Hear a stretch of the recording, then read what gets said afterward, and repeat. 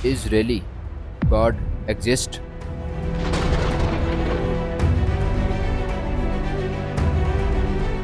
Human, जिसे God की creation का सिर्फ 1% कहा जाए, क्योंकि इंसान का दिमाग सोचता है और फिर उसी में से सही और गलत का फैसला करता है।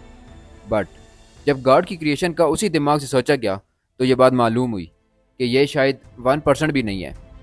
बट इतनी complex creation, I mean humans को बनाने वाला कौन है? एज अ मुस्लिम हमारा तो ये बिलीव है कि अल्लाह इस पूरी दुनिया का खालिक व मालिक है। और अल्लाह ने कुरान पाक में फरमाया, सूरत अल बकरा आयत नंबर 164, जिसकी तफसीर मैं पढ़ रहा हूँ। ये आसमान और ज़मीन हमने ही बनाए, दिन और रात जो एक दूसरे के पीछे आते हैं। आसमान पर बादल बनाए और फिर उनसे मींह बरसा दिया। ये खुशकी, हवाएं, कश्तियाँ और जहाज़ जो इंसानों के लिए चीज़ें लाती हैं। और अल्लाह ही है जो हर चीज़ पर कुदरत रखता है।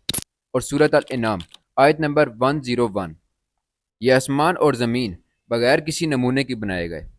इट मीन्स कि आसमान और ज़मीन को फर्स्ट टाइम क्रिएट किया गया विदाउट एनी सैम्पल। और ना ही उसकी कोई औलाद है और ना ही उसका कोई साथी है। वो वाहिद और यकता है। बट नॉन मुस्लिम इस बात को नहीं मानते। तो इस बात को समझने के लिए हम पीछे चलते हैं।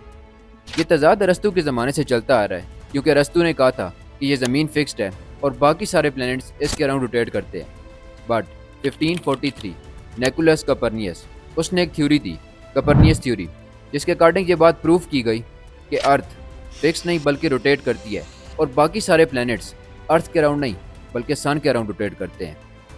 और ये बात 1400 साल पहले अल्लाह ने कुरान पाक में फरमा दी थी। एंड कीप इन माइंड कि ये बात सोलर सिस्टम की हो रही है।